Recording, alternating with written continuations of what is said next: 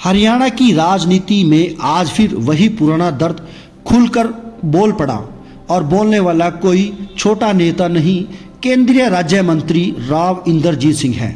मंच पर माइक था, सामने लोग थे और शब्द ऐसे निकले जैसे किसी के अंदर सालों से दबा हुआ गुस्सा, शिकायत और हक की लड़ाई एक साथ बाहर आ गई हो।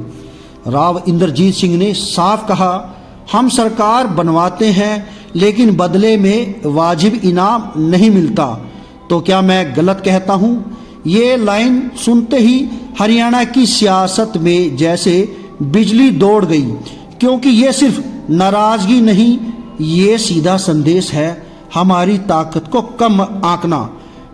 फिर उसके बाद उन्होंने एक ऐसी बात कह दी जो राजनीतिक गलियारों में देर रात तक गूंजने वाली है।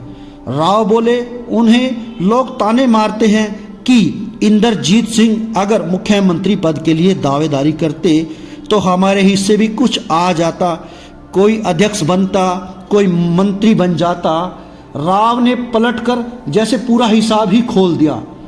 अगर हम किसी का साथ नहीं देते तो ये पार्टी सत्ता में होती ही नहीं, तुम लोग होते कहाँ फिर?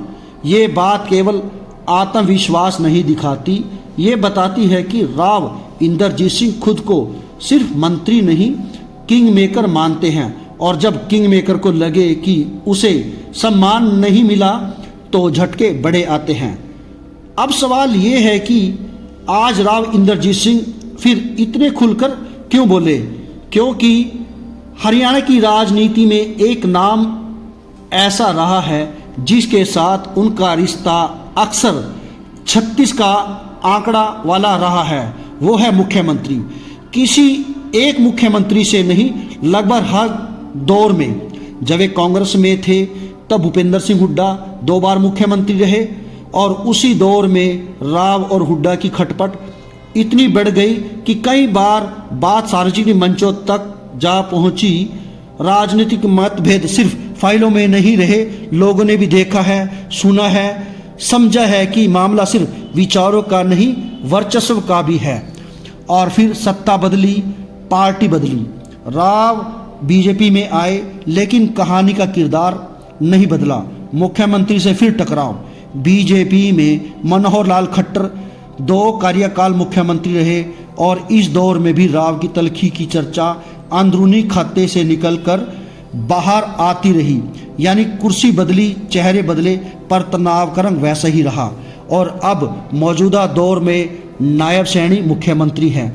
खास बात यह है कि इस सरकार में राव की बेटी आरती राव भी कैबिनेट का हिस्सा है।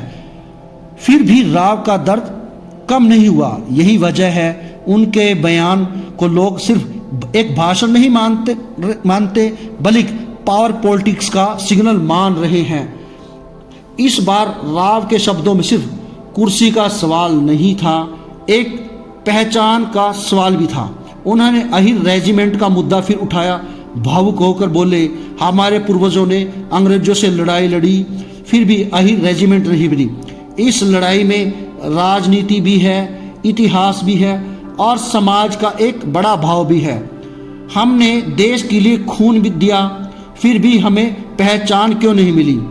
यही वो जगह है जहां भाषण सिर्फ पार्टी के अंदर की लड़ाई नहीं रहता, वो सीधे समाज के दिल से जुड़ जाता है। और जब नेता समाज की भावना को छू ले तो राजनीति में असर दूर तक जाता है।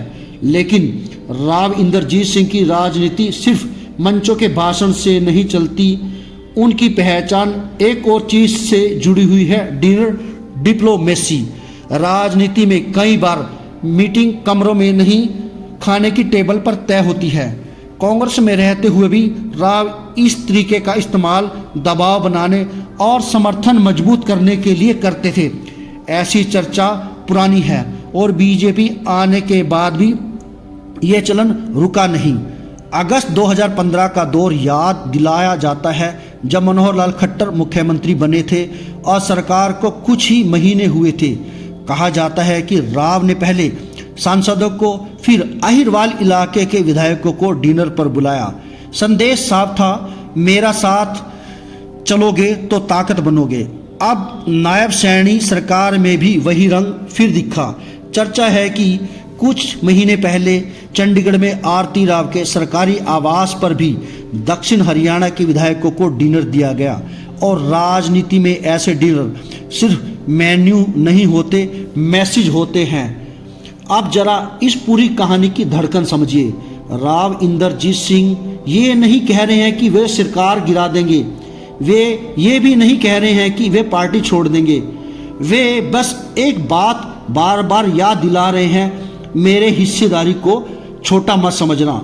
उनका दर्द दरअसल सत्ता के अंदर की उस सच्चाई को दिखाता है जो आम आदमी को अक्सर नजर नहीं आती कि चुनाव के बाद सरकार बनती है, पर सरकार के अंदर किसका कितना वजन है, ये लड़ाई फिर शुरू होती है।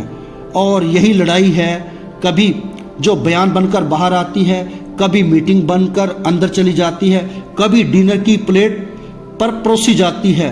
मगर इसका असर क्या होगा हरियाणा में, ये बयान ऐसे वक्त में आया है जब हर दल अपने अपने समीकरण साध रहा है। दक्षिण हरियाणा की राजनीति में राव की पकड़ और प्रभाव को कोई नकार नहीं सकता। और यही बात उन्हें ताकत देती है।